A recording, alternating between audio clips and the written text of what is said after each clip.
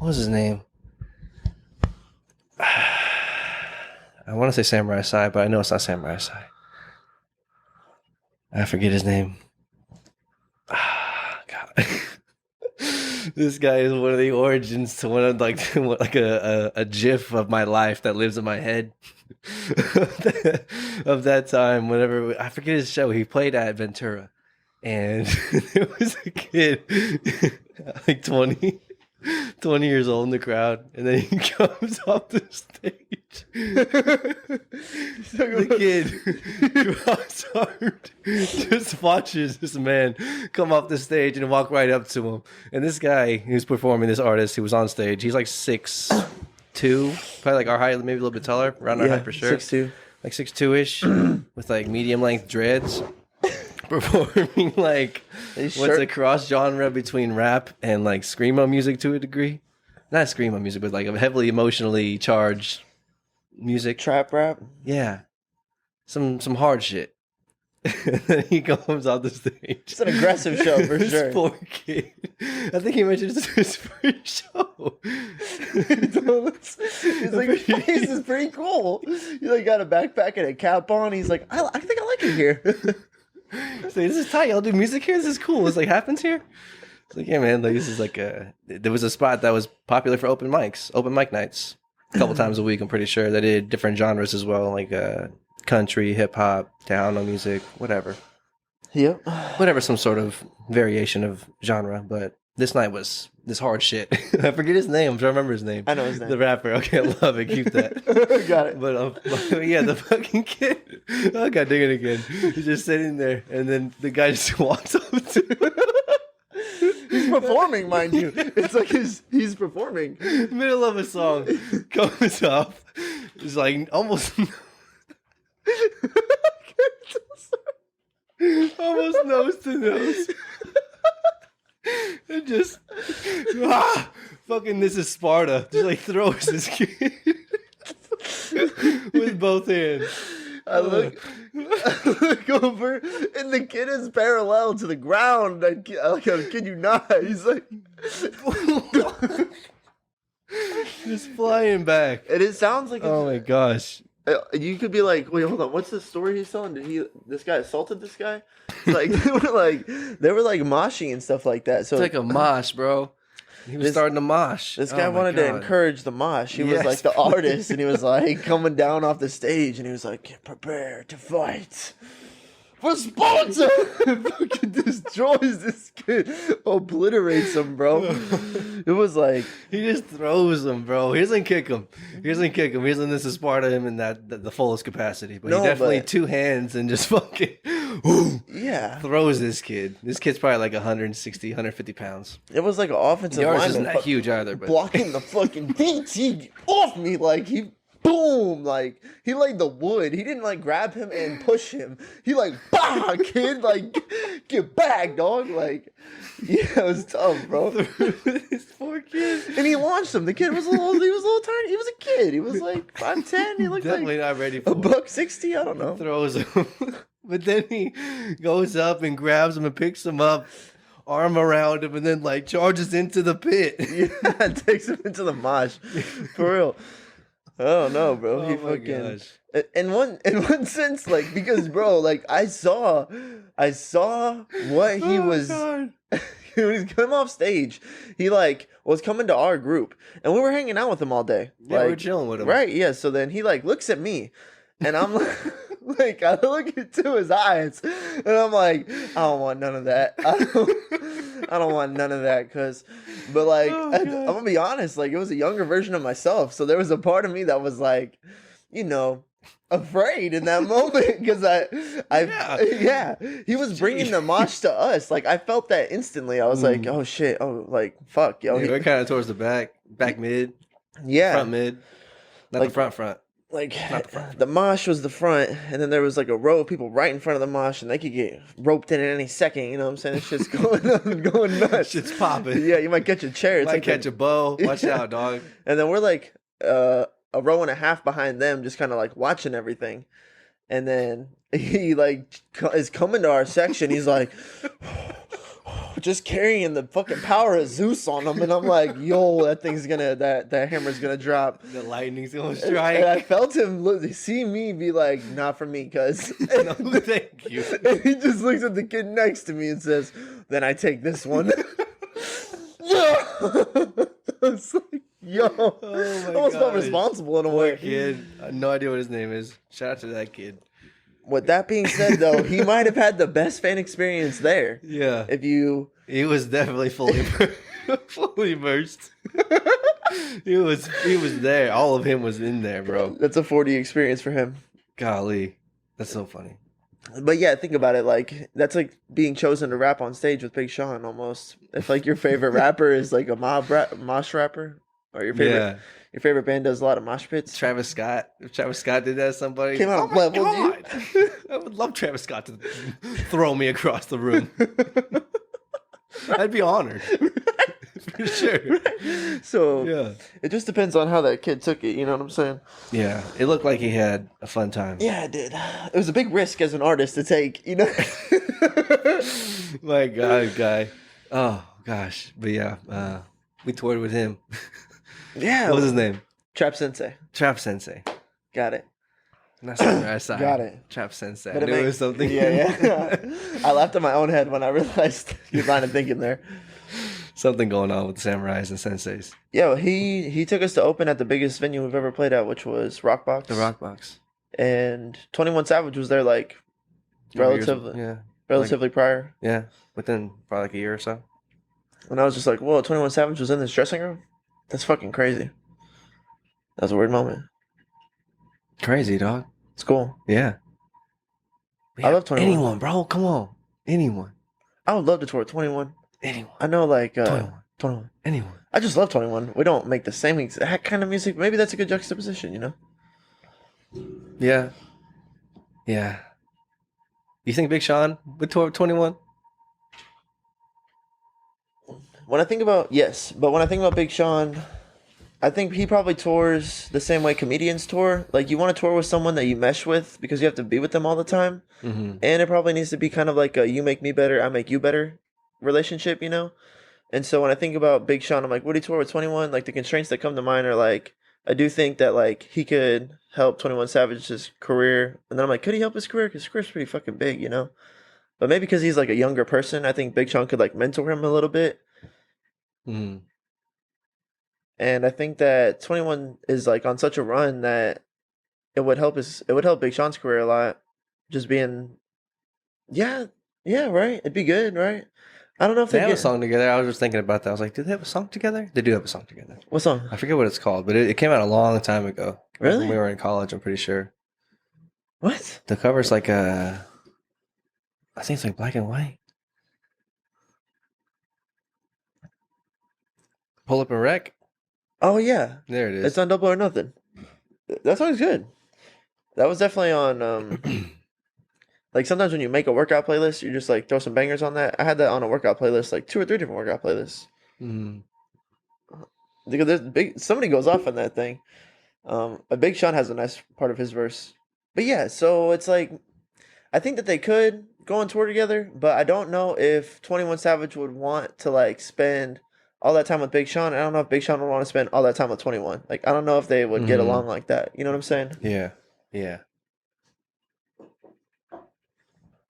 Shit, I'm down. What do you think? Where did your question stem from? You know what I'm saying? What kind of made you like wonder in the first place? I don't know, because I think we like our coaching tree is definitely Big Sean influenced. So, yeah, and I think he kind of like not calls out 21 per se, but he kind of does. He does, right? Yeah, now that you say it, what does he say? He doesn't say anything directly. I don't like not a direct like diss by any means, but he definitely mentioned something to the effect of like I don't know, someone not being who they say they are, or something about like you're rapping about, or like the subject matter of what you're talking about is not aligned with what like you're trying to be about. He says something about like something like that. You said you stand with this, but you're gonna drop another song about murking all your ops. Mm-hmm. That was like the bar or something like that. It was like you claim to be about political justice or like forward reform, but like your next song's about to be beefing with the ops or something like that. Mm-hmm.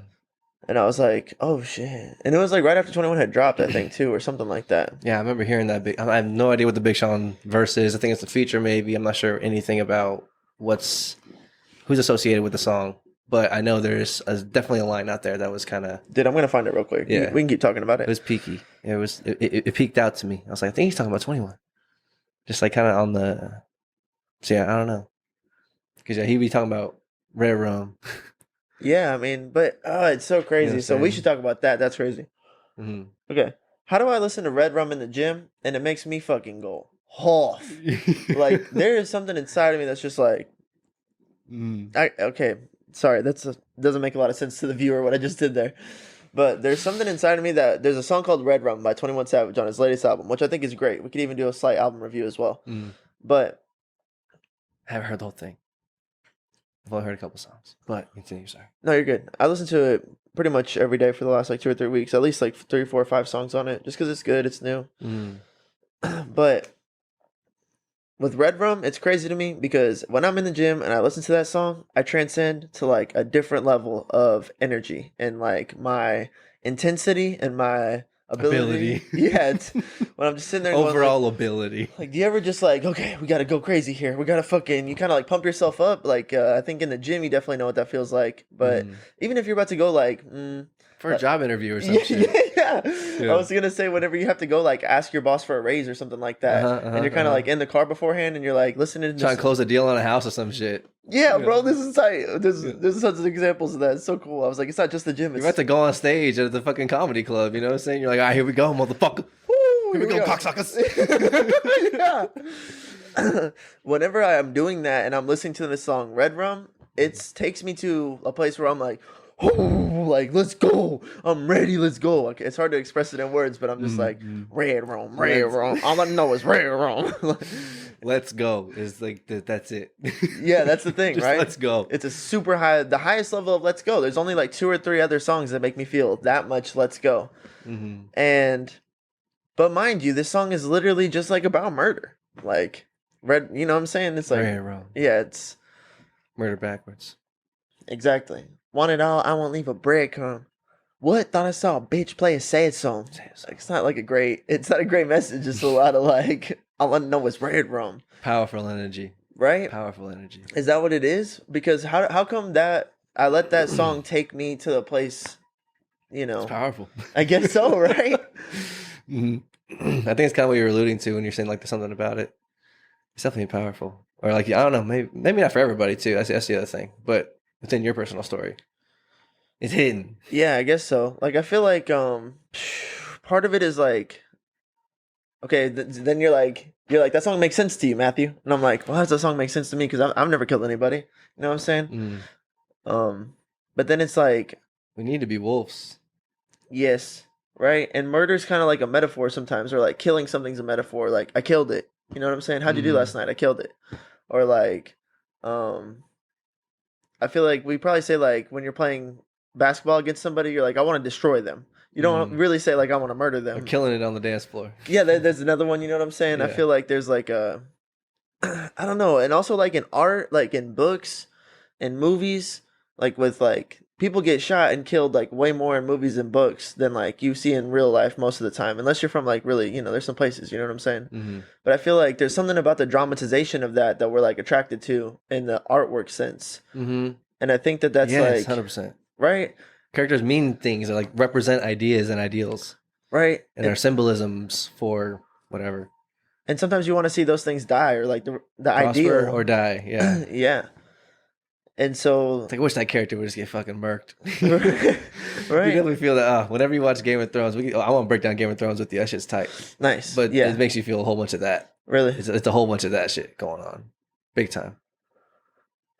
You know what I'm saying? So yeah. I think that he taps into that. Like he taps into the art of what it would be like to, you know what I'm saying, kill your enemy. Like it's crazy because it's like maybe we shouldn't have a vein for that in our society, but like we do. And he taps into it and like she hits. He makes it like part of what makes 21 so good is he writes hip hop bars from the place of someone who would do anything. Like he's not like a bad guy per se, but he's like an anti-hero.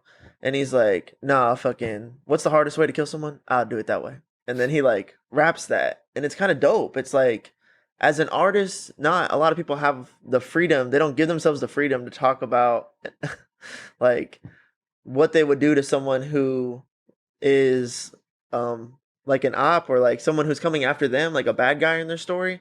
Not everybody can write from A the villain. yeah, like not everybody can write from the place of like all how hard they would like kill their villain in their story. Because most of the time we're like good guys, or like there's like a conscience, or like you don't have like access to what would be like those dark twisted thoughts that would allow you to think of how to plot revenge. Like I don't have a plot revenge muscle. You know what I'm saying? And I'm not saying that you should or shouldn't have one of those, but 21 as an artist is able to write from a place that the same way Game of Thrones dramatizes revenge and murder, and we're attracted to that art and it makes sense to us. I think that's why 21 makes sense to me too. Because like it's like you can't, that's always been like a critique of people. It's like, how are you listening to murder and selling drugs and all the shit that rap's about, and you're just this fucking suburban white boy? Like that shit can't connect with you. You know what I'm saying? Yeah. And I'm like, but Lil Wayne does connect with It's me just though. art. Yeah. That's like the beauty of art. You know, it's anyone. Yeah. Everyone has their own thing, right? Right. Some sort of creative outlet, whether it's like music, movies, photos, TV, drawings, whatever, something along those lines, something. Something physical too. I just thought in my own head, it's like, why did I spend 3 minutes trying to explain why 21's appreciatable? That was tight.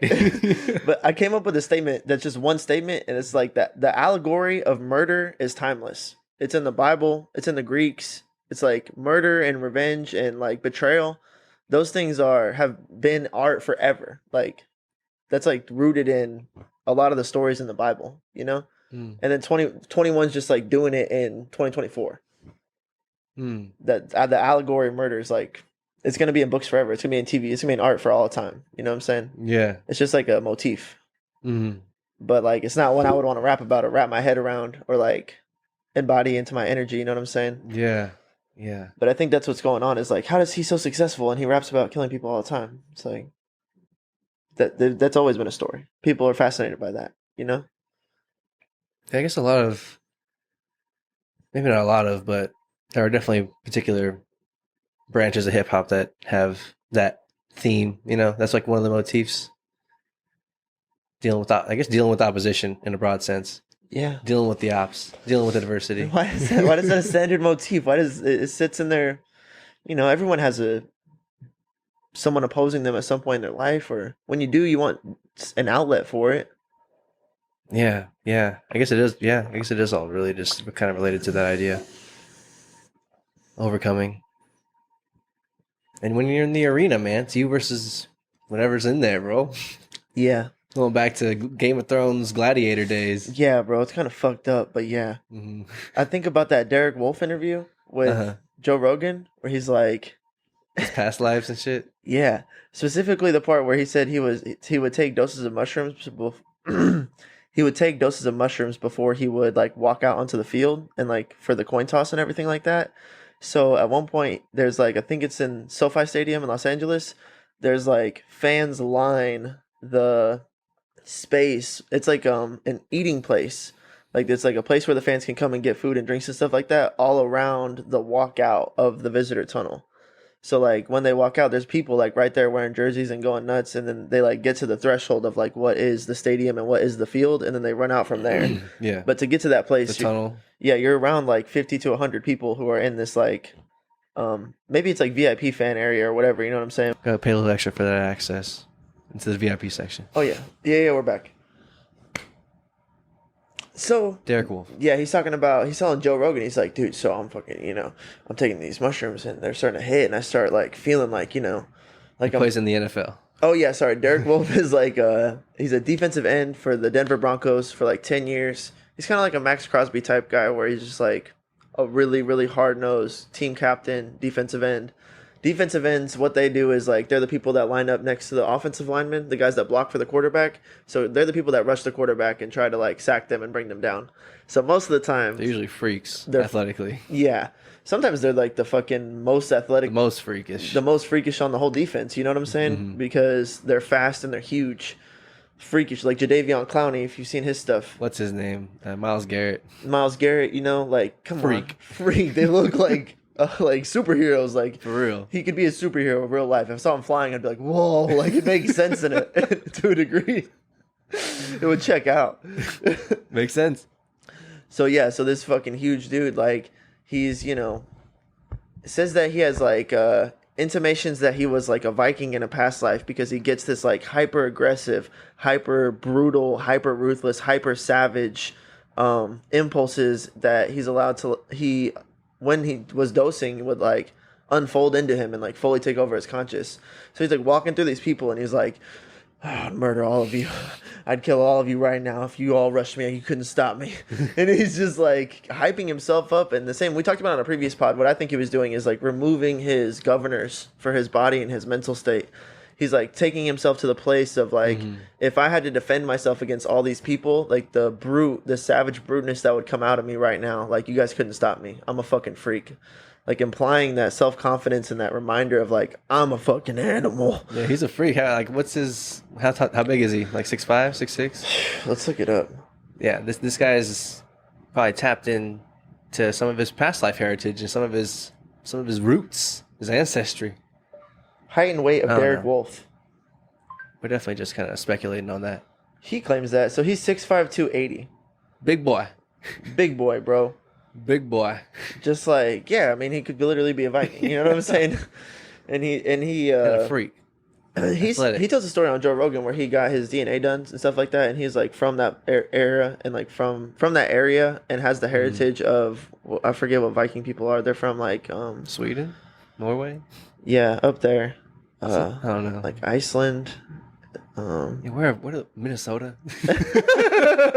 where do they originate? There's like a fucking, I feel like I should know this. I'm literally watching all the Viking shit on Netflix, but at any rate. And he's like, yeah, he says he has dreams and stuff like that. He did like a ayahuasca treatment or like maybe even just like a sleep deprivation or a water tank. I'm not sure. Sensory deprivation? Yeah. Forget what it was that he did where he went into a past life and had a dream that he had been betrayed by somebody and they were going to like chop off his head. And he was a Viking. And he was like, went through the experience of reliving that dream and processing it and then coming out to this life and then like realized that he thought he had like a pent up trauma from that past life that he had lived and he didn't quite get over the betrayal and the beheading and like it like locked something in his like whatever you'd call like your chakras or like your fucking spiritual your origin story, your the depth of your, if we're like reincarnated to a degree or living past lives and have multiple lives or do this experience yeah a whole bunch of different ways. I've got a take on that. I feel like Uh-huh. sometimes I think reincarnation is like a metaphor for like I think our DNA passing down, like I think we feel more of that than we know. I think we feel our past DNA sometimes and like it really has all just been like literally physically like passed down from person to person, right. our DNA. And I think what you do in this life will impact the DNA just of your kids. Like one generation away does make like a little bit of difference because the theory more prevalent is that like you have like 80 generations of behavioral and like adaptation to climate and like lifestyle that creates these like natural buffs or declines that your body gets when you're born. So like if your parents did like, let's say like all your grandfathers did a ton of hard labor, then like allegedly you should have like a little bit like better spine or like some kind of adaptation to like carrying a lot of weight because that's the nature of evolution, right? But they say it has to be like a ton of generations for like any kind of adaptation to happen where you can like Russian people Makes it more access to it, yeah, or it's easier to fire those neurons or something like that. right. If you don't get like actually like a physically stronger body like off the like direct hand down, then you get maybe like it's easier for you to have access to that better Right. body or whatever, that musculature. Yeah, I think It that, comes more naturally. But I think there's some sort of or like your hip joints start to like sit in a different way so that you can like carry more load. Like there's some kind of like your body starts to be like, how do I make this next life a little bit easier for this fucking thing based on like all the habits that you put into your shit, you know? And so I think that what you do will affect your kid like to like one. I think that we think that it's not really like that. It would take a bunch of generations of a certain type of behavior to like make a DNA heritage adaptation to like your offspring. But I'm pretty sure it's closer than we think. Yeah, I think there's definitely. I remember hearing stories. I've seen things, heard things about people's offspring having like same mannerisms as other members of the family. You know, Yeah, right. like the same type of reaction to the same type of situation, or like making the same emotional reaction, resulting in a physical display, like a facial expression or something. It's like, oh, you look just like your grandpa or Yeah. whenever he was a baby. Yeah, Shit like that. So I think it is like super, super close. right. Something like that. And then Can't speak on it exactly. the more psychedelic thought is like It's that. kind of like a reincarnation. Yeah, that thing is you. Yeah. But it's not you, but it's you. And the thing before you was you too. And you gotta like It honor was those just consciousness. Yeah. yous. Right. Consciousness manifest or personified. It's like created another consciousness. It's like, oh, that's like my creation. That creates creations. What's up? Yeah, and that it's like, why do we get to have that? It's like we're made in the image of God. Or like that's my opinion. So it's like, and then he's a creator. It's like the image of a creator is a creator that's creating creators. It's like, you know what I'm saying? Like it kind of makes sense. For sure. That's definitely going on. Right. So yeah. So I think, but that's part of the reason like the sins of our fathers are real. Like behavioral patterns are real. Like I think if you're have like a lot of addictive behavior, it's like where did that come from? Like the people that are easily addicted to things, right? That's like some people say that's like something that gets passed down. It's like, oh, your grandpa was a alcoholic, you know what I'm saying? He drank like a sailor, like you just got that thing, like and then you see in your friends too, some people get hooked on stuff and they're just like, dude, I'm fucking all about it. Like, dude, I'm one of those people. You know what I'm saying? Like I can get super wrapped into something where I'm just like, all of a sudden I've been playing a video game for 21 days straight. Like Yeah. I don't do that so much anymore, but Yeah, I feel you. Yeah, it's like play RuneScape for 24 hours. yeah, right. You just like can It's like I'm in. yeah, right. Dive fully into something. Some people have a more of a proclivity to be Yeah, susceptible. Joe Rogan's like that, or he Yeah. mentions being like that. For sure. And so and he also says like, thank God I never did cocaine. You know what I'm saying? Because that drug's like super addictive, and I have a super addictive personality type. Like, and it's like boosts your ego, and it makes you feel like you're fucking like. I'd be fucked if Let's I ever go. did that. Yeah, Some more of that. right. And so like I get it when he says that. Like that's like a thing. But why is that a thing? They say it's like passed down to you to some degree, but I think also you can like hedge it. Like you can like damper how much of it you pass down to the next one based on like how much you feed that gene or how much you try to like whittle it away, you know?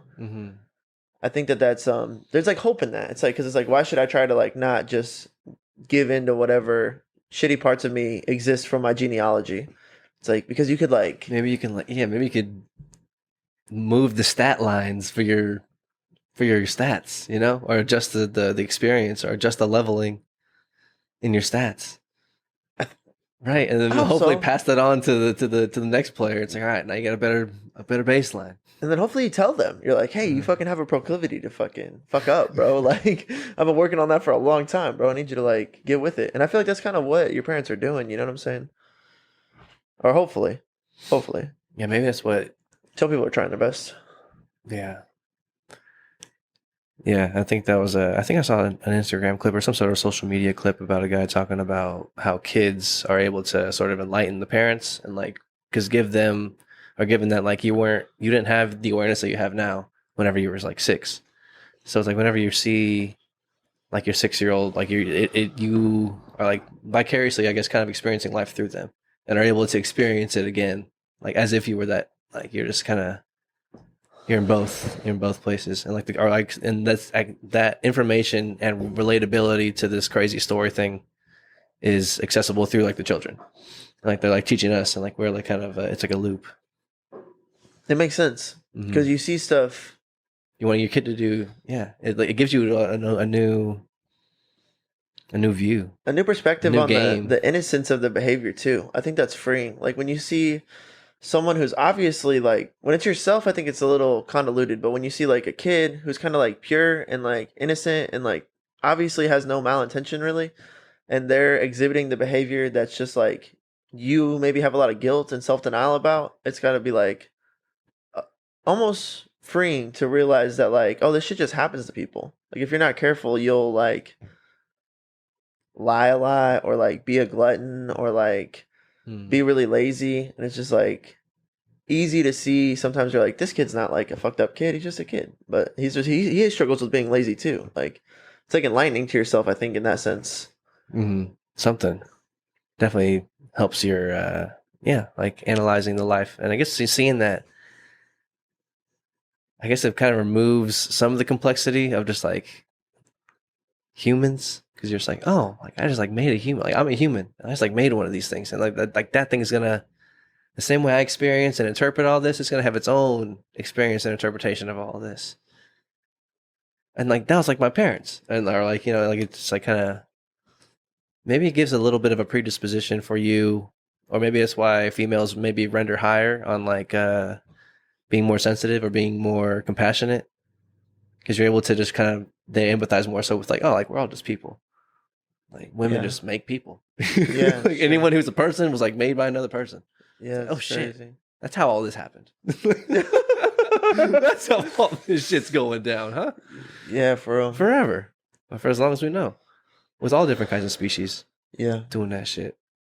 Yeah, that's like it. Insofar as what's keeping this thing moving, I think that's what there's a Hulu show about that, where the idea that fertility like goes away to a degree in society, and there's only a select few, and it's called the Handmaid's Tale. Yeah, something like that. But it's about that premise of fertility going away, and only a select percentage of the population can reproduce, and like that obviously becomes crucial, like down the line, if everyone's just dying off. It's like there's not much of us left. What would happen, you think? It would get weird. That show's weird, right? I've seen a season and change. Can't speak on it 100%. It would get weird as fuck. Yeah. Well, imagine how our government was with fucking COVID. You know what I'm saying? Like, there's no. I guess I was saying, like, well, if there was no people, like if we just like died off, if we couldn't reproduce, you know what I'm saying? What would happen? I thought you were imagining a circumstance where like there's super few people can reproduce. Yeah, if we lived in the Handmaid's Tale time, or whatever that society's going through. I think sometimes we were like, well, it wouldn't be that corrupt, but our government's pretty fucking corrupt sometimes. Oh yeah, I'm sure it'd be weird. They'd be handling it how they wanted to handle it for sure. I'm sure it'd be fucking weird. Yeah. That show's crazy. Yeah, but haven't seen it. Can't speak on it. I'm sure it's dope. We'd get panicky for sure. That's the first thing I can sense about that situation. We'd get real panicky if we thought we were dying. Probably get fucking weird, dudes. People would be like super hedonistic, just drinking all the alcohol we've got left. You know what I'm saying? Mm. Murder rates would probably skyrocket. People would be like, "No, I'm blowing that guy's knees out. He's had it coming for 20 years." Mines. Yeah, I'm taking mines. Yeah, for real. Like a lot of. There's no future. Yeah. Well, yeah. Imagine if there was no tomorrow. Well, yeah. what would people do? You know what I'm saying? Mm-hmm. The world's gonna end in 24 hours. Woo! People. I think South Park has something about that. South Park has a scene where that happens. So I'm drawing like a GIF from in my mind. I'm pretty sure. Yeah. Something like that. Nobody would go to work. Fuck no. Nobody's paying any more bills, bro. Like, oh God, no. Nobody's probably paying for anything anymore. Dude, nothing would happen. No one would be people would be manning the gas stations, or like no one's going to work for anything. Yeah, at some point. So nothing's gonna work. We're gonna run out of gas. We're gonna run out of food. We're gonna run out of everything real quick. I think unless you know how to do it yourself.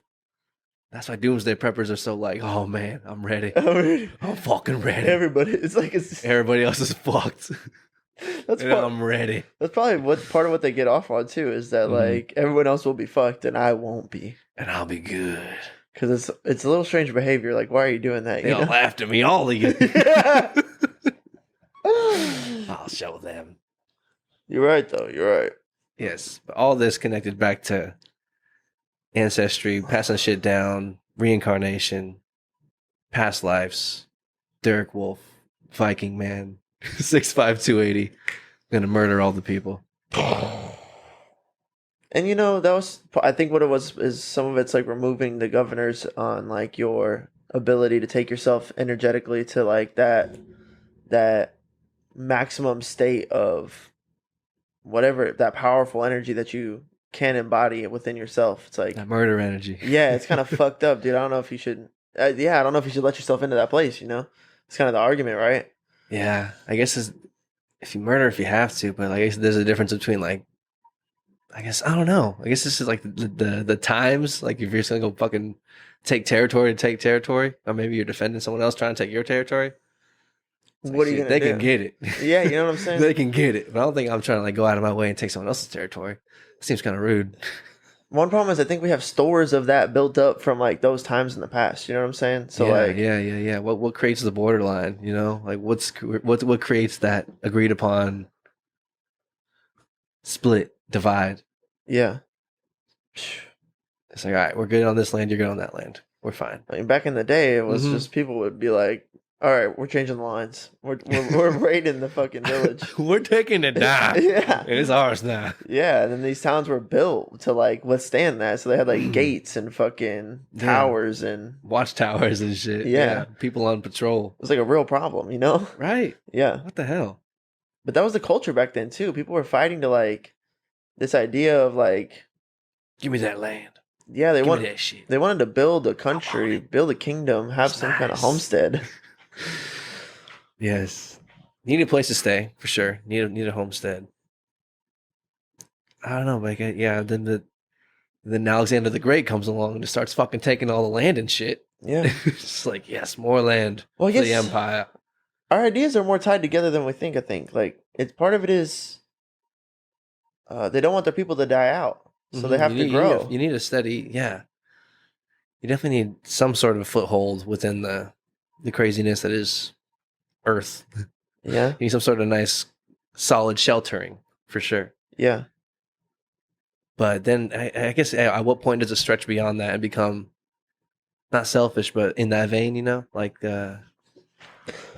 yeah. When he's becoming an asshole. Yeah.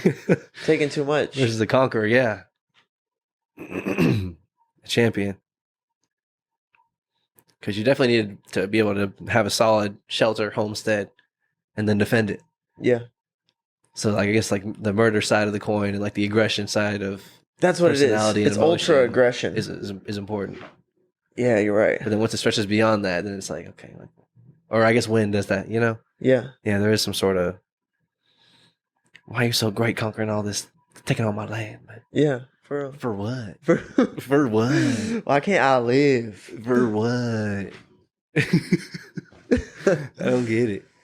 Yeah, I'm with you. There would be some kind of. I think it stems from maybe like they want a spread, a desired spread of an ideology or a belief or a doctrine or something. Yeah, no, that's something that you're founded. It's something that your society's based on, foundationalized. England was founded like that. That wanted people to be Christians. That's what fucking, I guess Hitler was trying to take over whatever, France and everywhere else. Yeah, it's like the idea. Control. And I think it all stems back to control. The bad guy always wants to control. The villain, the super villain, world domination. For what? I'm not into, like, my life just has its own story. Mm-hmm. I'm just doing what I'm doing. Yeah, man. I think so. I don't know. I definitely can not 100% like empathize with this Derek Wolf character, but definitely find myself thinking that's, I don't know, likely that we're kind of like redoing this thing or have done this thing before, or there's some sort of reincarnation and ancestry, past life sort of connecting line that where we're at now is all the way connected to like where we started in this time, on this timeline. Not just one line. I think so. I think that's what's going on here. Mm-hmm. And we're like all everybody is everybody. You know what I'm saying? We're all like one consciousness, I think. Like we're all Mhm. the God's bride, or the I forget how that's explained in the Bible, but like Bride of the church or whatever, something like that. yes, like if we're all meant to be what God like takes care of us. We're like the God's people more or less, and like we go through trial and tribulation and like fuck up our own lives, and there's like tyranny and evil because we have like free will. Like ultimately, the ultimate goal is to like we would all be followers of God through Jesus Christ, and then like we would be like set, and we could like transcend to heaven. Is like that story. You know what I'm saying? Mm-hmm. And so I think what I'm trying to say is, Amen. on super mega multivitamins, I definitely feel like you have expressed you felt like we're all like one consciousness put into like different people. Or like sometimes to me it feels like it's like there's like a diamond refracting a light like into a billion different consciousnesses, but really it's just like one light that's just being refracted. And then you can take yourself out of the refraction and you're like, oh, we're all just consciousness. We're all the same thing. We're all going through life. Like I'm you and you're me, you know? Yeah, 100%. We're all connected to the same source that generates all of this. And what makes the fucking world go around, spin on its axis and rotate around the sun. Whatever's keeping that going. Allowing things to reproduce. What the hell allows that? Like, because I guess, yeah, it's back to what I was saying. Like, what if there was no people? What is it? What would happen? What is, I don't know. I guess there's been more time. Is there life? I guess there is still life on Earth without the people. I guess hypothetically with like, whatever the animal kingdom makes up. And trees and stuff, if you think that's life. Yeah, for sure. Birds and worms and fish. Hypothetically, that was what's going on before we got here, or before the evolution had taken its course long enough for us to become monkeys, and then for those monkeys to take mushrooms. If that's how it happens, then become us. Hypothetically, with the stoned ape theory. But yeah, I don't know. I guess that kind of. I mean, what? Tree in the forest kind of question. Let's just pretend like that's true, bro. Like, can you accredit all of our evolution to psychedelics? If the stoned ape theory is true, yeah, all of our evolution as far as like our human intelligence from like monkeys to this. Yeah, like they ate mushrooms and it like unlocked like parts of their brain. They learned like language, like started to walk upright, started to be able to like. There's something going on that's like way different than just like being an animal, you know? What's the difference between you and your dog? Like a lot. You know what I'm saying? Yeah. But allegedly it wasn't that until like imagine your dog took mushrooms and he just like all of a sudden started talking to you and shit. Like starts walking on two legs. Yes. He's like, bro. There was no dog. Dinner last night slapped. Like that would be Another banger. Yeah, that'd be some shit. Yeah, right. But like allegedly, that's if that happened in a couple dogs, a couple thousand dogs in a row. You know what I'm saying? Or Yeah. for however many years. It's crazy to think about. Hypothetically, it's true. I don't know. It could be. It's a theory. It makes sense. Through that line of logic, I can follow that. I guess. I can follow that. Yeah. It's just weird to think about. I'm not sure if I can believe it, but it makes sense. I see where you're coming from. The line of thinking is that a psychedelic is like tied to that shit's powerful, dog. I'll tell you right now, that shit'll hit you like a ton of bricks. It can make you evolve. Yeah. Oh yeah. For real. You won't forget. You won't forget very unless you're doing it all the time. You probably won't forget. You forget like little tidbits, but you'll remember for the most part any crazy shit that went down, or like any revelatory moments, sort of impactful thoughts and experiences on those vitamins. You'll probably I don't want to say you'll hold them near and dear to your heart, but they'll be percolating in your subconscious. They're a big ingredient. It's like, oh yeah, remember that time? You forgot who you were? It's like, oh yeah, this shit's crazy. Life's crazy. It's always like this. Or it's always like that, I guess. Crazy. All connected to that one consciousness, experiencing it in our own unique, personal way. But it's all connected to the same source. That's definitely true as far as like your birth. That's definitely like your whole. It's all just one line of consciousness. Successfully reproduced for a super long time, thousands of years. We've been doing this shit. As far as evolved monkey level, once we hit that shit, whenever that happened. Yeah, I guess written language came down. In the Bible, it just describes like Adam and Eve were adults that came down to Earth, and then had Cain and Abel. Yeah, I guess that could be true too.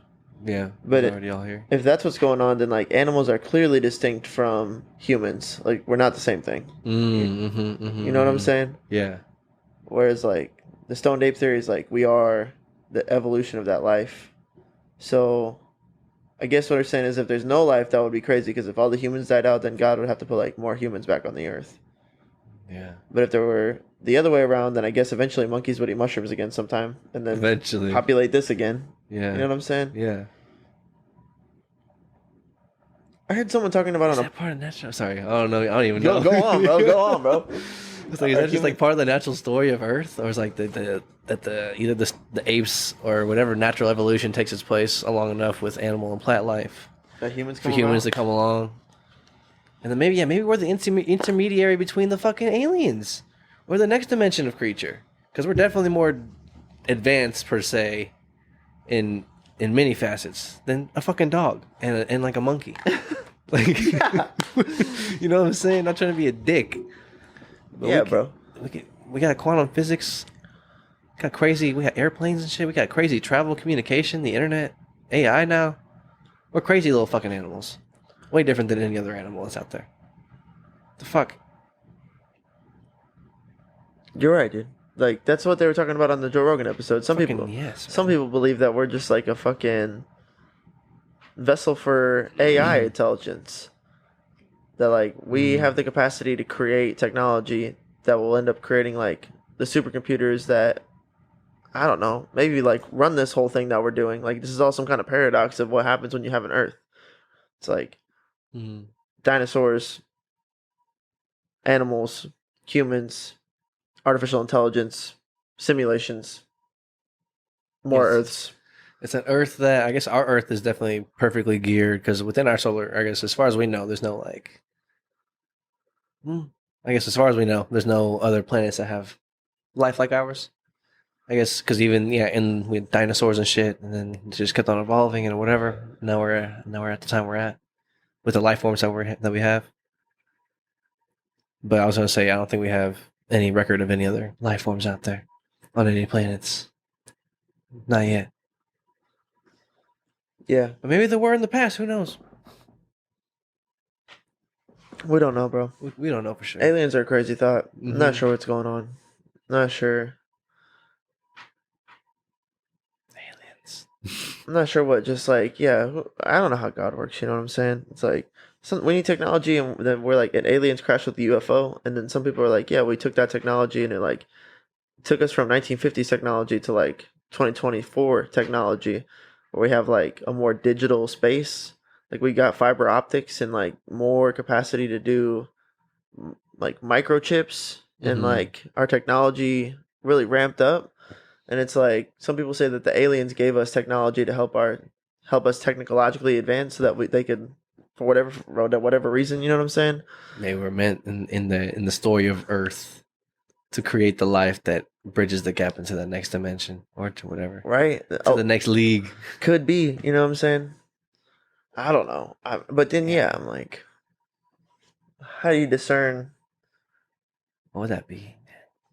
Sorry, what were you gonna say? It's just like on a Joe Rogan episode, they were trying to like draw a cross reference between like angels and aliens, and like angels as they're depicted in like Ezekiel sound like potentially you could interpret that to be like if you took away your conception of aliens to be like gray men and UFOs and just like had a more like aliens were more like a supernatural force that people didn't really understand, and like then maybe like the way that these angels are depicted in Ezekiel could be like more framed as what people believe to be like aliens at that time too. Like maybe there's a more of a cross in between what's really going on there. I've seen that suggested elsewhere as well. I remember hearing that in the Joe Rogan episode with that lady Diana, whatever her name is. And I remember hearing or seeing, I think Gabby was watching it a while ago, some sort of Netflix thing about him or some sort of UFOologist or alien researcher was making the same sort of connection with like some of the biblical references and verses and some shit like that. I was like, oh, okay, I've seen that too. I've seen that before. I've seen that twice now. Interesting. Do you remember, or do you know anything? Or I guess was it because do you know the Ezekiel, what the angels were depicted as, or like what it said? I just saw an Instagram video one time where it was like how we imagine angels, and then it was like pictures of angels with like wings and halos and white gowns, and then it was like how angels are depicted in Ezekiel, and it was like, wow, dude, it was like a giant floating eye, and then like massive, like a really big giant floating eye, and it just looked like crazy. I was just like, what? Like I didn't even know. I never even heard of that really before I'd seen that video maybe a couple months ago. And then I heard them talking about it on Joe Rogan too, and I was just like, "Oh shit, that is a thing!" Like, what the fuck? We both got 2 on that one. Yeah, I have to check on that one, dog. Interesting. But yeah, it's just like I don't know, But I don't want to attribute. I don't want to be like I think aliens are God and God made aliens to. It could be like that, you know what I'm saying? I don't. I do think that God's the one that's in control here. Like overall, I know that. I know that's that, bro. Facts. Yeah, facts. Like. If anything exists, God made it. Facts. All of this is, and it's perfect. Like it's super perfect. Mm-hmm. It's like flawed, but it's like perfectly flawed. So it's like bad things happen, but it's like that's the game we play. Good things happen too. Don't you want good things? It's like hard to explain. It's like you need balance. Literally need balance. We have to have balance. It's how ecosystems work. Need it.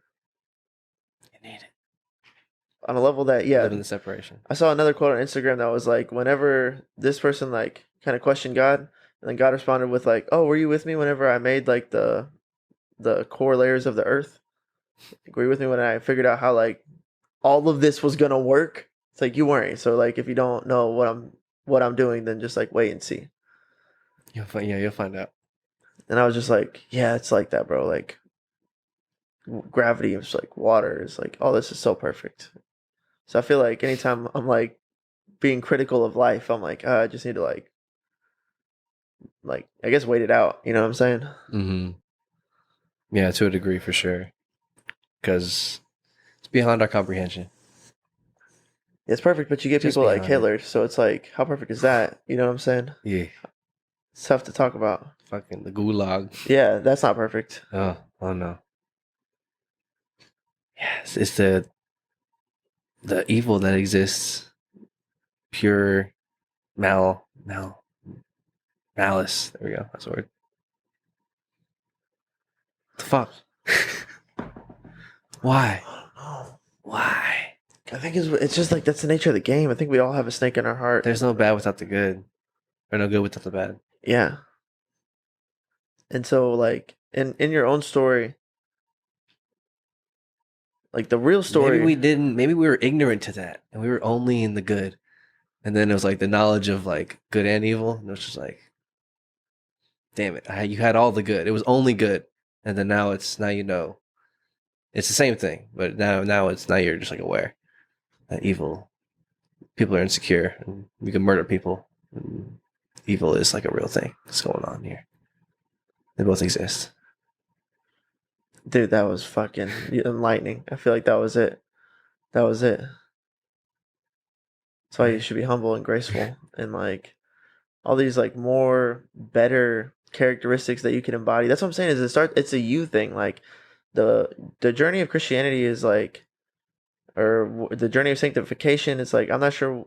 It's hard to sometimes fully understand why you should be doing that. But I think because it's a lot to ask of anybody, but I think that's what we're here to do. Like that's the game of life. Like your story it starts in you. Like you're dealing with yourself. And then once you get yourself like into that place where you're hopefully like good, like have a good relationship with God and you're like at peace with yourself and you're like pursuing what is like your own story at like the like a good Christian pace, you know, Mm-hmm. then like you're able to expand from you to like a family. And some people are able to expand from like a family to like a community. And then like you take care as much as you can, like as you can. You know what I'm saying? You adopt the most responsibility that you can adopt till you're like, I can't do anymore. And then that's like the ideal pursuit, hopefully. But the problem is that not everybody is doing that game. Not everybody's playing that game. Other people are playing other games. And then you're like, oh fuck, I gotta deal with that shit too. Yes. Or you don't. Like, you do a great job of just staying here, bro. You're like, nah, I ain't worried about that. I ain't worried about that. I'm doing this right here. And sometimes I'm like, wax on, wax off, baby. That's admirable. Wax on and a wax off. And I've never seen it not work for you either. That's the other thing. It's like sometimes I'm like, I'm gonna stick it to the man. Or at least when I was younger, for sure. These oppressive tyrannical fucks back in like if you ever had like a shitty boss or like an unfair system or an unjust hierarchy, you're like, I won't stand for this. Like, this person is obviously like in power, and even if it's just like, you know, someone in the same position as you, but in the hierarchy they're like at a higher position, and you're just like, they don't work as hard as me, or like they don't embody a good employee, like they don't embody the spirit of someone who loves to do this, but they have more resource and they have more like praise, favor. Yeah, there you go. And like you could just be like okay with that. You're usually just like, it's cool, bro. Like I'm good, bro. I'm good, dog. I'm like, no, it's fucked up. Like I want to do something about it, or like I feel like I need to handle this, or I need to use my influence to try to say that like I disagree with this. And if you think that like my influence is valuable, or like if you, because I think that like somewhere in my mind I gotta put in there that like, if you don't say something, then you're kind of agreeing with the status quo. Mm-hmm. And then there's people that look up to you, and if you're subconsciously agreeing to the status quo, then they feel like they like have to. Well, if they look up to you and you're agreeing with something that's fucked up, then they're going to be hurt by that. So like you have to stand up for what's right, because there's people that like, you know, I guess because I had like a little sister, so there's definitely like literally younger people looking right up at you. You know what I'm saying? Mm. And so there's this thing that's like, no, I like have to disagree with it whenever I get to a point where there's like. A gross injustice. Yeah, or like sometimes I'll think about it at night, and then you don't get in a moment to actually disagree with that thing. But then there is times where it's like the dialogue of the Xbox game rises up, and it's like the person's talking about the thing that you said that you weren't cool with, and then it's like, should I just say okay, or should I say option B, which is like whatever this conflicting statement that I've got growing inside of me right now, you know. But that's not very this. That's more like, like I'm not ready to go to war. Yeah, ideologically for sure. Yeah, you have the ideas. Yeah, because when you have to confront, or whenever the justice isn't gross enough, or injustice is gross enough, or whatever, or the shit's too far out of balance. It's like not saying something is the wrong thing to do. Yeah, for sure. There's definitely that balance. 100%. But yeah, you have to be ready for the because that reminds me of we haven't seen, what were you saying? Sometimes it's just not worth it though. That's what you've taught me. That it's just not worth it. And then I'm like, it is worth it. It's a just cause. And you're like, but then I see what you're saying. It's just like, it's kind of not like beneath us, but like kind of like everything is like a little bit too. You give it the power to be something big by having like this, by giving it so much of your energy. But like in reality, it's like it probably is a little bit smaller than something we need to actually be worrying about. And if you take away the power from it, then like it is really small at that point. I don't know how to explain it. It's just this, bro. It's just like whatever, bro. It's like I don't give a fuck. I'm like everything that I need to come out of this situation is happening for me. And so like that stuff, I don't need to worry about it, because it's like I'm not here for that. Yeah. It's almost irrelevant. It's like, boop, goodbye. Powerful shit, bro. Fucking Aikido, bro. Like, fucking Mr. You get it, bro. Yeah, dog. It's like, that reminds me of or just like talking about that whenever you had mentioned, it's either like just moving through the idea thought realm like this, the spiritual thought realm. It's like, all right, I can push it all off to the side. It's like, whoop, whoop, whoop, we're moving through. Just getting where I gotta go. Feeling this fucking crazy thing out. Yeah. Like this feeling process. Yeah. And then otherwise it's like, you have to be ready to come in with the flying swan crane, knee to the fucking dome. Yeah. And that reminded me of this because I've loved the first Matrix. Haven't seen the other ones. And I remember watching them a long, long time ago when I was like 10, 11, 12. Young. Uh-huh. But I haven't seen them since. But then we watched just a little bit of the second one. We haven't finished it. But just in one of the very beginning scenes is whenever Neo goes, they go back into the Matrix after some sheesh. They have to go see the Oracle. They can't find her. But then she pops back up and says, all right, we need to go. They just landed back at home or whatever. I guess I forget what the home base is called. But they land back at home base. Oracle's like, nah, I'm ready. I need to talk to you. Okay, we gotta go. Go back into the Matrix. And then Neo is like walking through, and it shows like he walks into like a dojo-esque looking room, and then sees a man like sitting crisscross. And then it goes into like Neo's POV. And it's like all the green ones and zeros just like flying through. But then he looks at the guy, and the guy's like glowing like yellow, or it's like gold. His numbers are gold, and they're like ones and zeros, but they're gold. He's like, what the fuck? And then he like starts fighting him. And then after like a good 30 seconds, 45 seconds of fighting, the guy's like, okay, like I'm good. Like you're good. Like you are the one. Like, I could let you see the Oracle now. And he's like, what the hell, man? You could have just like asked me. He's like, the only way you know somebody is if like you fight them. Or like that's the only way you can really know who somebody is. And I was like, oh, it's like your thought theories, or you know what I'm saying? You have to be ready to have your justifications. If there's like a disagreement, it's like, where's our disagreement lie? You know what I'm saying? Like, what's our conflict here? It is like that. And it's like, okay, yeah. Sometimes like, yeah, you're right. It's like, no, like I'm right. I was like, no, okay, we'll make a compromise. I see what you're saying. You do, but you do have to. Yeah. Because it's like sometimes in my mind, I'm like, why do I have to stick up for myself? Or why do I, like, I'm almost frustrated with the fact that they're going to make me have to say this. I'm like, why don't you know? You know what I'm saying? Isn't this obvious? You know what I'm saying? But then I'm like, kind of just take more responsibility for it. And I'm like, if I don't say something, they're not going to realize that I feel this way. They're not going to take it into account. And then I'm like, yo, it's not cool because of this, this, and this. And then they're like, oh shit, he's right. There's something that happens there where they're like, you present that truth, and then once they know that, it like changes. Like if someone's really like taking all factors in, and then you give them new factors that are true, they're like, oh fuck, these are new factors. Like they have to like reframe now. You know what I'm saying? Yeah, it helps them correct their whatever. You could like choose to ignore and keep the same interpretation that you have. Yes. You could choose that, but it's less optimal. Like you're less powerful if you just ignore things. Mm-hmm. And then, especially if they're true. Right. Especially if they're true. Yes, so it's very bad, right? Like you can't ignore those. It's like you're out of gas. You're running low on gas. You'd be like, no, I'm not. You're trying to fight reality. Yeah, exactly, right. Reality's truth, or there's truth in reality for sure. Right. So yeah, that's why some people get really caught up trying to prove a point, because I think they get caught up on some kind of nuance of some kind of truth that they didn't like, and then they're like, no, I'm going to prove a point that like that truth that haunted me isn't necessarily the truth. And then it's like usually like it's like, well, then you should spend your whole consciousness trying to prove a point that like isn't even really true. Sucks. Oh, be careful. You gotta be careful what you're saying, man. Yeah, so definitely just trying to incorporate those. But I feel it happening. Things. I feel it in conflict. I feel it in workplace conflict. I'm like, why are you so like this? And it's like, because you're proving a point to yourself that I don't know. Like I had a boss one time that was super. I felt like he really disliked, like testosterone filled, like let's fucking go, let's fucking get it, let's be savage, let's like whatever, like that Derek Wolf energy. Yeah, bro. He was like that Viking murder the whole village energy.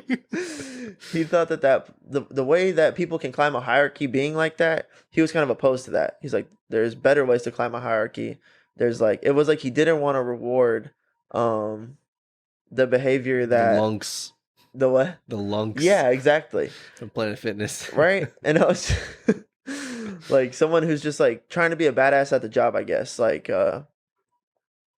he wanted to reward like more kind behavior, more like community building behavior, more like it seemed like if somebody was better at the job but more standoffish about it versus somebody who was less competent but more friendly about it, he rewarded that friendly behavior more than the competency, which is crazy because generally it's a competence-based hierarchy. I think it's incorrect. If you bring that around, I think that's where the competence portion comes. I think it's like just like thinking about disciplinarians and like I think the army or that branch of military, whatever, some sort of branch of military. It's like you have to have the competence. Like the hierarchies are competence based. That's what it talks to that truth in Band of Brothers for sure. You know what I'm saying? The first episode. What happens? Where Ross, I forget his name. I think his name is Cobell, something like that. Sergeant Cobell in Band of Brothers. Oh yeah, Ross from Friends.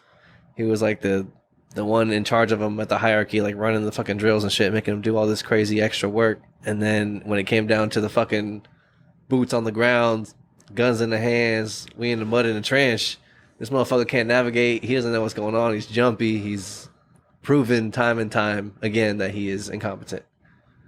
So it's like everyone, he gets nixed. Like, all right, we're going to send you elsewhere.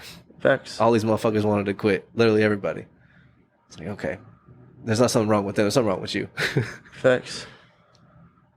It's crazy. The hierarchy's competence based. It's got to be. So I think there's a truth in that for sure. There is, bro. There is. And that's why, so then I got to that place where I'm like, why does he consciously choose to ignore this truth? Mm-hmm. Like, I don't get why he doesn't reward the people that, and something that I've just noticed is like, man, like, it was like he didn't like confidence either. Like, there was like a threshold where he wanted you to be like positive energy, but he didn't want you to be like, if he felt you going into like a cocky place or like a overly confident place, it felt like he didn't want to reward that in such a sense where like he's not going to tell you he doesn't want to reward that, but you're going to receive less true favor from like his organization.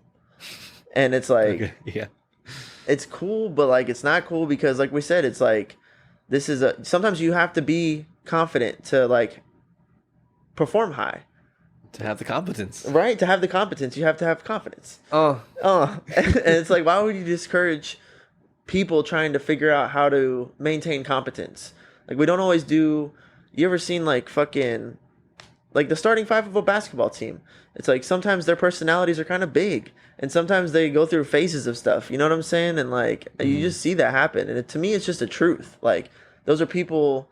More ideally, I feel like you do a really good job of just like managing your ego, managing your personality, being a bright light, but like not overbearing on anybody in any sense, just very like in your lane, like balling out of your mind, playing good basketball. You don't infringe very much at all, which is like admirable. It's a good trait. But sometimes people's personalities do become like infringing, and then this dude hated that so much that he would like, instead of trying to build the team around that or coach those people through that, it felt like he was just like, no, I want to build a team around people who are not like that. Like he saw it as, for whatever reason, right? And I'm trying to figure out why. I'm like, why is he like that? Why is this coach coaching like this? And I just came to like a realization that was like, he's trying to prove a point. He's not trying to prove it to me, and I don't think he's trying to prove it to maybe anybody around us per se. Consciously, right? But there's some kind of point that he's trying to prove. And then I realized, like at this point, I'm trying to prove a point. Like that's kind of what's driving me right now. My point. Yeah, it's like the opposite point. You know what I'm saying? That like I wanted people to be confident. I wanted to instill confidence in my teammates. I wanted them to have swag. I want them to feel like they're the shit and that they're the best. And then like not in a way that makes them drunk and lazy on like discipline, but in a way where they feel like cutting corners. Yeah, they're like, I'm the shit, bro. I ain't gotta fucking show up on time. Not like that. I gotta practice hard. It's like, no, I need you to get bucks. I want you to get bucks. If we're a team full of John Morants or a team full of fucking Kobe's, we're unstoppable. Right. I'm trying to cultivate a culture of cultivating Kobe's. And that's like where my headspace is at. But I'm like, why does it keep getting misinterpreted? But it's just, then that kind of made me realize, like, I think maybe a lot of people, what they're doing in life in general is like proving a point. Like at some point there was some kind of like infringement on them or some kind of truth that they couldn't quite swallow, or like some really good shit or bad shit that they agree with or disagree with. And then they kind of like spend their life like proving a point, more or less. Yeah. Proving a point, or I guess I see. I'm trying to rephrase it, but I guess the idea is just trying to justify or validate whatever they're going through or whatever they believe. Their truth. that's not truth or whatever. Either they're truth or they're not truth. But the thing is that there's meta truths that are Yes. true. They're the truest things, and your alignment with the meta truths determine your energy output. They determine your frequency. They determine your if an artist didn't, if like what they said didn't make sense, and they like the things that the artists have to, if you're talking about heartbreak in a song, like, and you say the true things about it, people will resonate with it. But if whatever your subject matter is, if you weren't like saying like the truths that were behind it, people would never resonate with this, so you'd never be successful. People like wouldn't listen to the music. Mm-hmm. But then like the best art is stuff that everybody resonates with, because they tap into like the truest truths, the best, and expound upon them, and just sit in the well of like, yeah, you know this thing, yeah, like this, you guys know this, Yeah, and yeah. everybody's like, oh man, this is crazy. Yeah, the relatability. And so I think that that's like, if we talk about metaphysics or fucking, what's the science with like string theory? Mm-hmm. Yeah, that stuff. I think that quantum physics. I think that with quantum physics, like some of that is your energy output is kind of like dependent of your thoughts and your ideologies and your belief systems, and like this thing that you're doing and how you connect with God and how you connect with yourself. Like your body's like a temple that you house that energy in, but Mm-hmm. you can only have access to so much energy that you, like, if you embody and accept like the most true things about life, you get access to more. But if you like hide from them and run from them and don't grow and don't evolve, then you don't have very high energy. Mm-hmm. So I think that's why you get like Jay-Z, for instance. I think for whatever reason, he's tapped into truth on a way that's like, it's hard to understand how someone could understand something deeper than you understand it. It's Yeah. like, how do you understand? What do you mean? Yeah, right. What do you mean? Yeah, we only get so much vision into this or past the surface level of something, watching or interpreting information, whatever information we're interpreting, however we're interpreting it. We only see so much, but then everyone has a different access to like it's like, damn, this shit's deep. Like, what do you mean? It's a picture of a horse. Yeah, right. Yeah. But for whatever, so that's like your, like, unfortunately, like that person that doesn't have that perspective is like a lower frequency. It's a lower, and they're like younger or more immature or whatever. I think some people don't grow into that energy that they're supposed to grow into. Yeah. But That's intended for you. right, That you could have access to. it's in you, like it's there. It's there. But you have to grow it, you know? Mm-hmm. You have to cultivate it. find more of yourself. Yes. Fucking yes. I think I found more of myself through fasting. That's one way that you can find more of yourself inside of yourself. Yeah. The first way is just listening to you. Like, some people, my family struggled with their weight, and I Mhm. realized that like emotionally and in their growth, definitely for a period of time, there would have been something that would have happened if they would have like said, my weight and my body and my physique plague me. I'm going to dedicate my energy and my resource and my time to fixing this thing that plagues me. And then if they would have fixed that, they would have then been people who had fixed something that had plagued them. And then they could go about whatever the fuck else they needed to do in life. Mhm. But instead, they just suffered that plague for like 10, 15, 20 years. And to some degree, I'm not saying my parents, like, this is a weird statement being a kid, but to some degree that stunted their evolution as people. Because imagine just like you're trying to build a bridge, and it's just like you have to build the next fucking step in the bridge so that you can cross this thing that you're going across. And the next step of the bridge is like, literally, you think about it all the time. It's like, I want to fix my weight. I want to fix my weight. Like, it bothers you day in and day out. It's like obvious what this next fucking piece of the bridge is. Mhm. But instead, you just start fixing the rails, and you start looking for more funding for more other people to help build the bridge. And you get into like a bridge lobbying committee. You're doing everything but building the fucking step, dude. You know what I'm saying? Yeah. And then I know personally, because I've done it, to where it's like, I remember where that thing plagued me, and then I fixed my ailment. And then it's like, what do you think about after that? You got to think about something. It's like the next thing presents itself to you. Yes. And then I know what it's like for the next thing to present itself to me. And I'm like, oh man, my parents, like, I wish that they could have like cleared their queue and then got the feeling of like, oh, now I Next mission. yeah, right. Next clean mission. I'm a person that now I got this thing, and I'm gonna do this thing, and then I'll have that thing, and then I'll do this thing. Like, but they like missed the fucking jetpack. I'm like, damn. Yeah. Guys, the jetpack helps a lot. You wanted the jetpack so long. Yeah, 100%, man. It takes everything though. But yeah, awareness starts with awareness for sure. Awareness and listening to yourself. I think is how we started that. Yeah. Listening to yourself. Because you'll think about it. Yeah, what you think about. And yeah, I guess meditating is like the word that comes to mind, but just increasing your awareness. I think meditation is somewhat like prayer, or just like a mental exercise that builds your sort of emotional resilience to a degree, where you're able to control your thoughts, or I guess increase the awareness that you have within yourself that scans the thoughts before they go out, or like before they go in to the subconscious, both ways.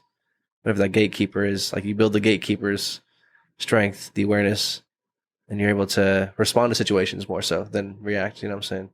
And foresee a little bit further. I remember having like oh, I'm a genius moment. Like, because I was able to like look into the future or see what was going on with like a fucking bowl of ice cream. And I was just like, because Victoria had a cone and I had a bowl of ice cream. And then I had a bite of her cone and I was like, oh, this is delicious. The fucking cone's lit. But I was like, wow, but I like the bowl of ice cream because you get more, it's easier access. The cone's kind of limited. And it's like, first of all, it's annoying putting the ice cream in the cone. That's just annoying. Sometimes it breaks and you have to like stuff it in there. And if the ice cream's too cold, it's extra annoying. So you got to wait for the ice cream to be right temperature. Fill in the cone. You only fill it up so much. Limited volume, kind of annoying to create, whereas the bowl is just bang, bang, bang. And then I was like, but the cone though, when I get that bite with the cone in it, that's that shit, dog. That's the trade-off here. Yeah. Damn it. But then I was like, oh, wait a second. I could just fucking, that's what I'm after, right? That bite with the cone in it. I could just take a cone and crumble it and put it over the bowl ice cream. I was like, I'm a genius. I'm a genius. And the next time we got ice cream, Victoria's like, do you want a bowl of the cone? I was like, watch this shit. That's awesome. I was like, what? It's like, oh my God, this is great. And then, yeah, sure enough, I was like, damn, this is good. Fuck me, this is good. That forethought, or like, you know, something like the deeper. Yeah, tell me, what are you awareness. saying? What are you saying that to say? That's like that's a great fucking illustration you just did. I think it was good. What were we talking about before that? Just the increasing your awareness. It starts with your awareness, and that's kind of, I tie that to meditation. So I guess all I have to say, I meditated a lot. And I think meditation, you do it every day. I do it in the sauna all the time. It's like, it doesn't have to be like a formal, because I did formal meditation where like I sat in like my chair, like timed myself, and then like emptied my mind and cleared my thoughts, and just became aware of thoughts as they presented themselves. And then I would pick them up, and then I was like, oh wait, I'm holding a thought. Put it down. And I got better at like, oh wait, put it down. I was like, oh, I'm holding something. I'm like, oh no, fuck it. Put it down. We're not holding anything right now. Yeah. It might be important. It might be crucial. It might be critical, but like not right now. We'll handle it whenever we're done. I was like, oh. So I built that muscle, whatever that put down muscle is. I felt that in fasting too. Yes. Yeah, there we go. Yeah. So, yeah, we're talking about building that awareness. Yeah. Yeah, because I think that fasting's I didn't quite realize that that's how useful it is as a tool for like building your own awareness. But it like, for me, it showed me that like sometimes we consume whatever it is that you would fast from, that thing you might. So for me, I just like fasted from smoking. And it was crazy because I did like sugar, like food and smoking. And I didn't realize like how me specifically, and I think maybe people more than they know, like use food and whatever vice that you have. Maybe if it's like a glass of wine or beer or like nicotine or weed or whatever it is. Like those things are, you're using those to like soothe yourself. Yeah. And then it's like, what are you soothing? That's the question. What are you soothing from? Yeah. Yes. And when you take away your soothers, the things that you're soothing rise to the surface. And I felt them like come up in me, and it was uncomfortable, super uncomfortable. Like I felt like embarrassed to some degree, for sure. Where like I'd almost rather just soothe and not even have to deal with the fact that I have anxiety. I have something to soothe from. Yeah, exactly. Yeah. Or that like I can get uncomfortable, or maybe I'm more immature than I'd like to think I am, and I just like can get high on weed and like rearrange my thoughts and be like in a better place about it, but like the baseline is lower than I'd like it to be naturally. I didn't quite realize that. You know what I'm saying? Yeah. And like it sucks, bro. Like, man, sometimes the only thing that makes me feel better about it is like we were talking about earlier, there's truer truths. So if you think when I think I'm the shit, and when I think I'm like fucking crushing, and I think I'm like fucking him, I'm just like, yeah, bitch. Like, part of the thinking is like not a little bit better thinking is knowing that I'm not perfect. Like, that's more true than thinking that like I'm fucking him. Like, I'm invincible. I'm invincible, right? Like, I can't miss. I can't fucking miss. Watch, I'll shoot from half court. It's like watch this shit. A more truer truth is that like I'm not perfect, and I could miss, and I need to run a good play. I need to be like disciplined and locked in, and I need to fucking not fuck this up. You know what I'm saying? Yeah. And so ultimately, metaphysically, if you just put those two me's in the arena, the me that knows that I'm not perfect has a higher frequency than the person that thinks the ultra confidence almost. Yes. And like, I want to have ultra confidence in knowing I'm not perfect, and if I could understand that and embody it truly, that would be even higher. Fucking, you know what I'm saying? Yeah, like the next evolution, a deeper, a more in-depth or deeper understanding, which requires a higher level of awareness. Yes. Because I didn't understand any of that until I fasted. I was in a previous existence of like, feeling guilt about maybe smoking a little bit too much, or like I wouldn't like it that every 2 or 3 hours at work I would like want to hit my vape really bad. And like sometimes just like make an excuse or like time out, be like, okay, I'm gonna go to the bathroom in like 3 hours, and then in 6 hours, and then I'll just like hit some nicotine then, and then just be like, that'll be a recipe that I'll know in the back of my head that at a bare minimum I'll do that. And then sometimes like an opportunity would present itself where it's like, I need you to go outside and get a bottle of wine from the outside place. And I'm like, okay, cool. I'll literally hit my vape while I'm undoing the lock key. No wasted time. Perfect. No compromise. Like, no casualties. Who could be mad about no that? No witnesses. Perfect crime. For real. But I know, pussy, I know. You know what I'm saying? Yeah. Like, I know. 100%. And that's enough. That's enough for it to be fucked up. You know what I'm saying? Yeah. Or to give you that guilt or shame feeling, or it's like, what's going on here? Right. But yeah, I think it's true. It's true with truth. Or I think you're 100% right on the money with that. It's like, because we are flawed creatures, you know what I'm saying? And we all have our own neuro associations with whatever's going on, you know what I'm saying? It's like fucking, it's crazy. And we all have a snake in our heart. Like, it's just true. Like, and we all have imbalance somewhere. Mm-hmm. We always imbalance ourselves. Even if we're like perfectly balanced across the board, it doesn't stay that way forever. Because that's imbalanced. That's crazy. We suffer. Right. We suffer from needing to suffer sometimes. Right. What the fuck? It's crazy. Well, yeah. I don't know. Jesus Christ needed to suffer too, but he suffered for us. Creatures. Mm-hmm. We're strange creatures. Access to this imagination, the imagination and memory, passing forward. Super strange creatures, actually. Weird shits. So strange that some people will tap into something so can't quite explain what it is, but you get like a Jay-Z, or you get like Alexander the Great, or you get like a Shakespeare, or Da Vinci. Marcus Aurelius. These people that you fucking still hear about. You know what I'm saying? Like Kanye West talks about like, I'm Walt Disney. Like he's trying to like say like he's greater than like his time frame, if that makes sense. Yeah. But I think it's like timeless. What's crazy to me is I can conceptualize that like for whatever reason their perception and their action and their whatever their story is, like it is like it's within our capacity to evolve to a place where you could be like greater than time. It's literally within you. Yes. It was possible for them, and they did it. It's very, very few people will be David Goggins. It may not even be healthy to be David Goggins. It might be fucked up to be David Goggins. And I don't even know if David Goggins gets to heaven. It might be a weird conversation with God. Because God's like, bro, you destroyed the body I gave you. Like, you fucking obliterated it. Why? You're a crazy animal. Well, I'm sure he'll love him. You know what I'm saying? I'm sure it's not going to be like, well, I don't know. I'm just saying I don't know. You know what I'm saying? Exactly. Yeah. I don't know. But the potential for that is in every single soul. Mm-hmm.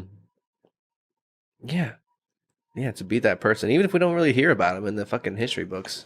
So you can still be that kind of person, though. Mm-hmm. You know? Mm-hmm. Give a fuck. You be a urban legend or local myth, whatever the fuck. Yeah. Local legend, urban myth. Did you say local myth, urban legend? It's hard. Both ways hits. Yo, but I'm saying like, And it appears to me that the people that tap into those things, life gives them like platforms to be an influence for other people, or God gives them platforms. Platforms present themselves to show people, help encourage the people, the children, the fucking people who inhabit this at this level, Earth level, human consciousness, Earth. That's what we got tuned into right now, as far as our day to day. Yeah. Yeah, it's a lot to digest our full existence in one shot. You know what I'm saying? It's hard to fucking wrap your head around people and thinking and imagination and past and future and balance and imbalance and what the fuck we're supposed to be doing here. Aliens. Yeah. God, it's a hard thing. All this is hard to just like, you really just got to be like living your life day to day. You know what I'm saying? Yeah. For the most part. And we're all doing it. We're all doing it. I'll share that for sure. It'll happen to you if you're not happening to it. Facts. It'll pass by quick. Dude. If you're not careful, a week will go by so fast. Yeah, bro. Gone. Week's gone. Boom. Gone. Another week. It's like, oh shit, there goes a month. You got to do something. There goes January. January's gone. We're in February now. Boy, ladies and gentlemen. Do something, boy. You gotta do something about that. Like you gotta get up off the couch, my boy. Like come on, dog. You that time waits for no man, for real. She a cold bitch. Ruthless as hell. For real. I remember I think it's like relatable. But like if you ever been in a spot in your life where you're like doing Uber Eats, like you're driving for Uber Eats or fucking Favor. Doing Favor and shit. Believe that. Like that's how you're making money. Like if your money's like going down, bro. And if you ever just sit on that couch saying like, man, I don't want to go do this Favor shit, bro. Like the fuck am I doing here? How did I get to this place? You know what I'm saying? Am I surely confident that I'm like bridging myself to that next place? Like what's the next place? Like you gotta get off that fucking couch, bro. Cause that shit'll 1 month. 2 months. It's like a year's gone. They'll just rip that shit from me, bro. Rip it from you, dog. For real. I remember feeling like similar sentiments whenever I was working at the Riverwalk at the Italian spot, and it wasn't that great of money. Like whenever we had to work like a lunch shift, lunch was cheeks, bro. Cheeky blinders. Or sometimes it'd be so dead they send someone home. It's like, okay, I'll go home. And like you go home, it's like I didn't work that day. You know what I'm saying? Wasted like gas. $0 to $0. Yeah, spend money. Shit's just gone. It's, give me that. Yeah. You gotta fight that. You gotta fight. You gotta murder that thing. The thing that's taking away your time from you. The thing that's hindering yourself from reaching your full potential. Rare room. Yeah. And in the gym, we kind of come face to face with that thing. It's like the person that doesn't want to lift that weight, and you're like literally fighting that thing, like every set. It's like fuck you, yeah, fuck me, yeah, fuck me, yeah, fuck them, fuck you, fuck me, fuck us. It do be like that, bro, for real. Yeah, I feel it almost, especially when I'm tired. Like last night, it was like every set. Like I finished the set, and then I'm like sitting there, and I up the weight, and then I feel like the stasis, like the thing that just wants to sit and be, and like you're like okay, like chilling, and then I'm like I need to do this set, and I feel this feeling of like, like this feeling of like I don't want to fucking. I have to be like shut up. Start going off, you know what I'm saying? But I have to like fend that thing off. Yeah, give it a quick stiff arm. Yeah, sometimes I'm in the zone so much that I don't really feel that. I'm just like, let's go. Yeah, it feels fun. Having a good time, enjoying it legitimately. Yes, bro. But sometimes there's definitely that. They're like, oh God, I don't want to do this shit. Yeah, facts. Well, I think I don't want to do this shit. Ideally, you shouldn't feel like that about it. I feel like you can get to a better place about it. Yeah, or even like, I guess, in a more broader sense, like I don't want to do this at all, but also it could just be like I don't want to do this weight. You know what I'm saying? It's like I'll do 5 pounds less. Or, yeah, you know what I'm true. It's like I don't want to do this shit. I'd rather do 5 or 10 pounds less. Yeah, true. You know what I'm saying? Or I don't want to do 8 reps. I'll do like 6. You're right. There's a little fucking. You're like a negotiator with yourself. Yeah, the whole time. It's there the whole time. Yeah. It's like, fuck you, dog. Yeah, for real. You gotta be ready for it. It comes at many levels. It comes all the time. He's always trying to steal. Even if you go to the gym, every thought, that's on, bitch. I feel it. You gotta fight that thing. There's always that like I don't want to. Yeah, I feel it, bro. I'm like I don't want to go do leg day. Like, well, what if we only did like 275? I'm like, well, I could do that. You know, that sounds fine. Start, you know, but then I'm fucking. I don't. The problem is that you shouldn't like lie to yourself. You know what I'm saying? So, but back in the day, for sure, I'd be like, all right, now that I got you here, we're throwing that 315 on. You know what I'm saying? Like, yeah. But I try to just be, you know, Like last night, I told myself I wasn't gonna do the abs. I told myself I was gonna do abs with you today, and then I was gonna not do abs last night, so that way I could just kind of like get out of there and not be there for like a super long time because I was already feeling like, ugh, I don't want to be here super late. And then I got to the end of the workout, and then I was like, what if I just walked over to the ab machine and did like 4x20? You know what I'm saying? Yeah, real quick. And I was like, I felt myself be like, hey man, you told me like we weren't gonna do abs tonight. What the hell? Yeah, you know. And I was like, yeah, it's cool. I'll just account for those tomorrow because I did like. I don't want to just like lie to myself. It's not a good relationship to have with you. You definitely gotta like. I used to tell myself I was gonna reward myself to a degree, or take myself out, or give myself like a night for video games or whatever the fuck it would be. Like, do these 5 days and I'll give you this, and then just like kind of lean on that relationship, and then I would work harder for myself, and I feel like I would have less fatigue and more drive because I knew like I'd made this agreement with myself to reward myself at this point in time. But then if you were to do that and not reward yourself at that point in time, then like you get this convoluted relationship with yourself where you don't like trust yourself to do the things that you say you're gonna do. So you can't just like say you're gonna do something for New Year's every year and not do it, because then you start to believe that you're a person that doesn't follow through with your own commitments. Yeah. Whereas if you do follow through with your commitments, then like there's just more at stake. You can bet more money on it. You can bet more energy. Like you just become more powerful. Like it's hard to explain. It's like your word has more weight to it. Yeah, maybe better able to create the future. I think if you mold it. Tell yourself you're gonna do a more difficult task, yourself is more apt to arise to that challenge, because you have that relationship with yourself already. But if you don't, and then you ask yourself to do something really difficult, or life asks you to do something really difficult, exactly, bro. Your boss, your whatever, your partner. Can I do like half of that? My tragedy. That sounds a lot. That sounds like a lot. Can you just cut me? Let's go home. Bro, it's like, can I only do half? 30 minutes of my mom dying? Not like the full set. You know what I'm saying? You can't control that shit, bro. Like, life will just like, you gotta get you. Hard shit's gonna happen, bro. Or like a hard day at work will just happen. There's no fucking negotiating it. You know what I'm saying? The situation will play out. The perfect storm hits on the perfect day. Boom, boom, boom. It's like that. It's always like that. It hits. We're deep, bro. Shit, man. I don't even know how long we've been. Hour and a half. Oh, yeah, perfect. Nice. Hour and a half and change. Shit, man. What do you want to... Ending words, ending sentiments. Is there any current event shit going on? Anything crazy? Super Bowl Sunday. It's coming up. Sunday. Patty Mahomes, the winner guy who wins. Justin's been perceiving Patrick Mahomes as just a freaking winner, dude. He's probably gonna win again, dude. I wouldn't be surprised, but I don't know. I can see it the other way. Christian McCaffrey's a beast. That defense is good. I can see it either way. Everyone just wants a good game, though. No one wants to see a blowout. I guess some people do want to see a blowout. Patrick Mahomes would love to see a blowout. If you're betting, you want to see a blowout. Whatever you're favoring. But everyone else, the average spectator, just want to see a good game. And the average American just wants to see some good commercials. Yeah, right. That's it. Funny how that's tied into the Super Bowl feeling. Eat some good food. When did that happen? That happened like... They were good art. When did that become a thing? Now it's like it's definitely a certified, for the last couple Super Bowls, everyone's been, not everyone, but that's been a recurring motif and theme, is that the commercials are a selling point. People will watch just for the commercials. When did that happen? When I was a kid, going to Super Bowl parties, that was already a thing for sure. Really? Yeah. They're like, hold on, this commercial's crazy. And people were like, yeah, Super Bowl commercials are dope. And they pay like all this money for them. I remember being a kid and being like, whoa, that's crazy. Damn. So as long as it's been televised, right? Probably like I would guess in like the 80s and 90s. It became popularized. That's probably when it got kicked up a lot. Like companies really started selling out for their Super Bowl commercial, trying to make a better commercial, like a really good one.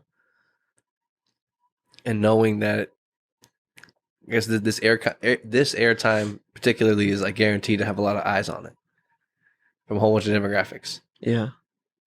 It's just like known. Yeah. Whenever that became known, there were definitely some marketing agencies that were like, we gotta take advantage of this shit. Yeah, somebody was like, bro, I'm telling you, if we get a Super Bowl commercial, it's over. And then it was over. And they were like, bro, I told you. And then people probably like emulated. Yep.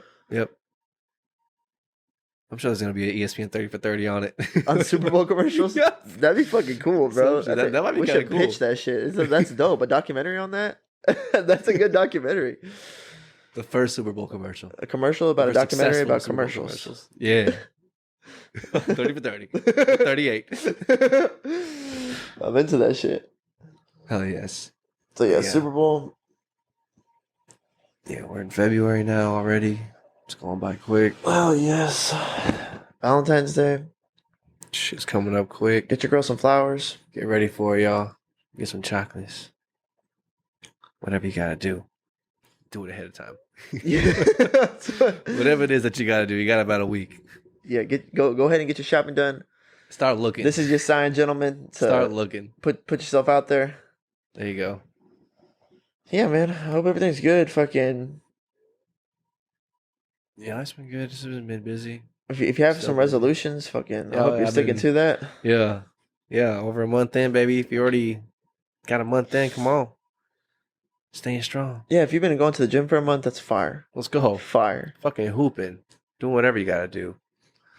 If you're learning the new whatever you're learning, studying something new, trying something new, incorporating a new routine or habit.